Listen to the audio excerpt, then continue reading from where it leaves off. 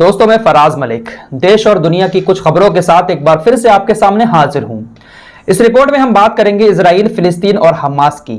Hamas रातों रात Israel के हर एक नागरिक के घर तक पहुंच गया। कैसे पहुंचा और क्या कुछ किया है हमास ने, सारी चीजें आप लोगों से शेयर करेंगे।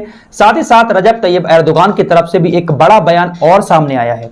रात की वीडियो में मैंने आपको बताया था कि एर्दोगान ने कहा था कि मैं अकेला ही काफी हूं, लेकिन अब एक और बड़ा बयान उनकी तरफ से आया है मस्जिद अक्सा को लेकर। क्या कुछ कहा है आप लोगों से आराम से शेयर करेंगे, लेकिन सबसे पहले अपने देश की कुछ छोटी छोटी खबरों पर एक नजर डाल लेते हैं।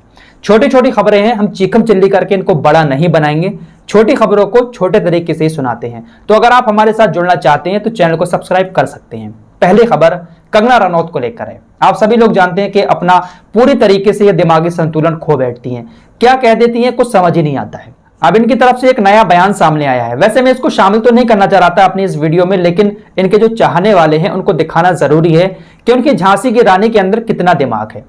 दोस्तों, अभी पिछले हफ्ते आप लोगों ने देखा होगा गंगा नदी हुई या फिर बिहार के अंदर नदी में बहुत सारी लाशें आप लोगों ने देखी होंगी, बहुत सारी लाशें निकाली गई, जिसके बाद हड़कंप सा मच गया कि लोग नदियों में अपनी लाशों को बहा रहे हैं।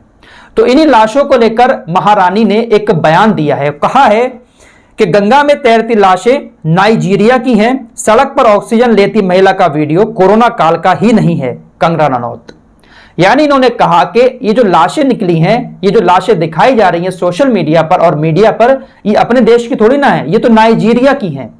नाइजीरिया की फोटो दिखाई जा रही है, नाइजीरिया के वीडियो क्लिप चलाकर यह कहा जा रहा है कि गंगा नदी में लाशें निकली हैं। मैडम जी, गोदी मीडिया वाले जो अपना कैमरा गंगा नदी में डालकर दिखा रहे थे, क्या वो नाइजीरिया से रिपोर्टिंग कर रहे थे? सोशल मीडिया के जो पत्रकार वहां पर जाकर फोटो ले रहे हैं और जो लोकल लोग हैं वहां के, वो वीडियो बना बनाकर सोशल मीडिया पर डाल रहे हैं, तो क्या वो नाइजीरिया से वीडियो अपलोड कर रहे थे? इस बयान के बाद तो वाकई में कंगना आपने साबित कर दिया कि आपके अंदर दिमाग बिल्कुल भी नहीं है। जरा एक झलक आप इनकी बातों पर डाल लें। अभी कल पता चला कि एक जो तस्वीरें हैं जहां गंगा में लाशें तैर रही हैं वो वायरल हो रही हैं, लेकिन वो पता चल रहा है तस्वीरें नाइजीरिया की है। इसकी बातों को सुनने के बाद तो एक पागल भी यही कहेगा कि शुक्र है तेरा जो मैं बहुत अच्छा हूं, इस तरीके की बातें नहीं करता हूं। फिलहाल इसके वक्त आज भी इसको बहुत ज्यादा चाहते हैं। आइए अब बात करते हैं सुरेश चौहान की। ये बंदा भी नफरत फैलाने का कोई भी मौका नहीं चूकता है। अब इसने क्या किया है वो आपको बताऊंगा, लेकिन मैं एक छोटा सा मैसेज इस तक पहुंचाना चाहता हूं। सुरेश चौहान के तू अगर मुझे देख रहा है या तेरा कोई चाहने वाला देख रहा है तो मेरा ये मैसेज सुरेश चौहान के तक जरूर पहुंचा देना। देख भाई, तू सुदर्शन न्यूज चैनल खोलकर बैठा है, मैं तुझे एक चैलेंज देना चाहता हूं। तू देश के असली मुद्दों पर, असली टॉपिक पर बात करके दिखा दे, फिर तुझे पता चल जाएगा कि देश के अंदर तेरे कितने चाहने वाले हैं। तेरे जो चाहने वाले हैं ना, जो तुझे सपोर्ट करते हैं, वो तेरे सिर्फ और सिर्फ हिंदू मुस्लिम करने की वजह से सपोर्ट करते हैं। तो कोई रिपोर्टर नहीं है, तेरे अंदर इतना टैलेंट है ही नहीं कि तू देश के असली मुद्दों पर बात कर सके। तू सिर्फ और सिर्फ नफरत फैला सकता है। अब इसने देखिए क्या कुछ कहा है। कल शाम की रिपोर्ट में मैंने जो आपको बताया था ना कि इजराइल ने एक बिल्डिंग पर हमला किया जिसमें बहुत सारे मीडिया के ऑफिस थे, जिसमें अल जजीरा का भी ऑफिस था। और अल जजीरा जो है वो कतर बेस एक बहुत बड़ा संस्थान है, मीडिया संस्थान है, वो भी उसमें तबाह हो गया। तो इसके बाद इसने लिखा कि इजराइल ने अल जजीरा के ऑफिस को भी उड़ाया। इजराइल ने समूचे विश्व में जिहादियों का साथ देने वाले अल जजीरा को भी नहीं छोड़ा। मतलब हर खबर में ये कहीं ना कहीं मुसलमानों को ही टारगेट करता है। इसकी औकात ही इतनी है कि मुसलमानों को टारगेट जब तक ये नहीं करेगा तब तक इसकी दुकान चल ही नहीं सकती। जब तक ये मुसलमानों को टारगेट करता रहेगा, इसके चाहने वाले इसको चाहते रहेंगे। इसकी नफरत का अंदाजा देखिए और किस तरीके से ये हमारे देश के लोगों को बेवकूफ बनाता है। हरी सब्जी भी खाता है, हरे कपड़े भी पहनता है, हरे पेड़ों से ऑक्सीजन भी लेता है, लेकिन इसके बावजूद भी क्या कहता है हरे रंगों को लेकर। जरा देखिए कि किस तरीके से इनके जैसे लोग भी रंगों में धर्म तलाशते हैं। मुझे कुछ नहीं हुआ है, अफवाह मत फैलाओ, वैसे मैं हरे रंग के वायरस को चिता पर ही लिटाकर जाऊंगा। भाई, जिस हरे रंग को तो मिटाने की बात कर रहा है ना, वो तिरंगे की शान है। वही हरा रंग हमारे तिरंगे में भी शान से लहराता है, लेकिन तू उस हरे रंग को मिटाने की बात कर रहा है। यह है इनके जैसे लोगों की सोच। ये सिर्फ और सिर्फ नफरत फैलाना जानते हैं। फिलहाल इनकी बात नहीं करेंगे। आइए चलते हैं इजराइल और फिलिस्तीन की खबरों की तरफ। दोस्तों, इस वक्त का ताजा अपडेट यह है कि रात के समय में हमास ने इजराइल के उन इलाकों पर हमला किया जहां पर इजराइल खेती करता है। जो खेती का इलाका है, जहां पर बहुत सारी फसल खड़ी हुई होती है, उन इलाकों पर हमला किया, जिसके बाद पूरी फसल नष्ट हो गई। बहुत तेजी के साथ आग के गुब्बारे उठे और पूरा इलाका साफ हो गया।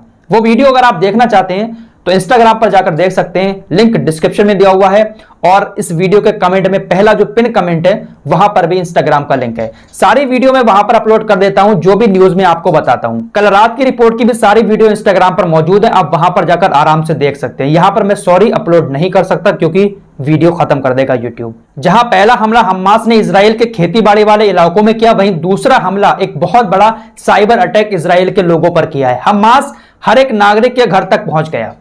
हमास की तरफ से इजराइल के हर एक नागरिक के मोबाइल में एक मैसेज भेजा गया। ये बहुत बड़ी बात होती है और इस खबर के सामने आने के बाद एक बात तो साफ समझ में आ गई है कि हमास के पास ऐसे लोग भी मौजूद हैं, ऐसी ताकतें भी मौजूद हैं कि वो टेक्निकली भी बहुत कुछ कर सकता है।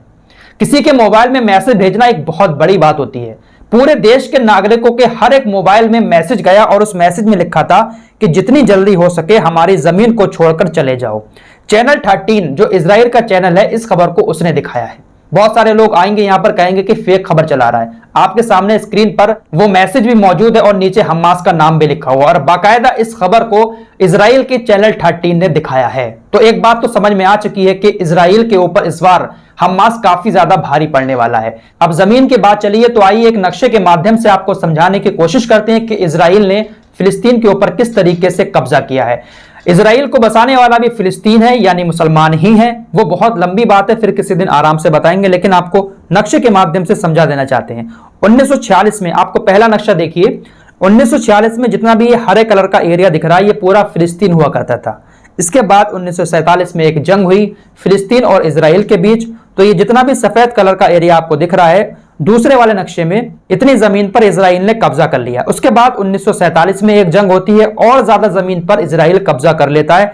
बाद में ये छोटी सी एक पट्टी आपको हरे कलर की दिखाई दे रही है, यही है गाजा पट्टी। बाकी इधर हरे कलर का थोड़ा सा फिलिस्तीन बाकी रह गया। उसके बाद 2010 में एक जंग होती है तो आप देख सकते हैं कि बस छोटी सी गाजा पट्टी आपको दिखाई देती होगी और कहीं कहीं पर थोड़ा थोड़ा आपको हरा कलर दिखाई देता होगा।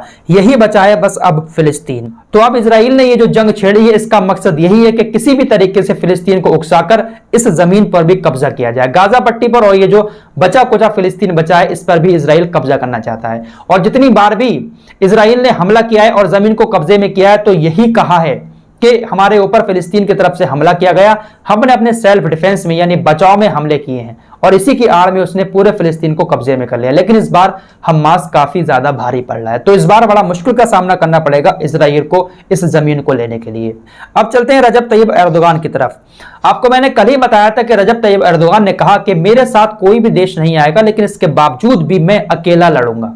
अब एक और नया बयान सामने आया है जो है मस्जिद अक्सा को लेकर। उन्होंने कहा कि मस्जिद अक्सा की तरफ जो भी हाथ बढ़ेगा उसको मैं तोड़ दूंगा। बाकायदा आपके सामने रिपोर्ट है बीबीसी की, आप देख सकते हैं। बीबीसी हिंदी ने इसको छापा है कि रजब तैयब एर्दोगान ने एक इंटरव्यू में कहा मेरे साथ कोई देश नहीं भी आएगा लेकिन फिर भी मैं अकेला लड़ूंगा। जिस तरीके से मैंने सीरिया के बॉर्डर पर अपनी आर्मी को भेजकर सीरिया को बचाया था, इसी तरीके से मैं फिलिस्तीन की भी हिफाजत करूंगा और जो भी हाथ मस्जिद अक्सा की तरफ बढ़ेगा उसको तोड़ दूंगा। ये नया बयान सामने आया है। अब देखते हैं कि आज ओआईसी की मीटिंग होगी और इस मीटिंग में कितने देश रजब तैयब एर्दोगान के साथ आते हैं।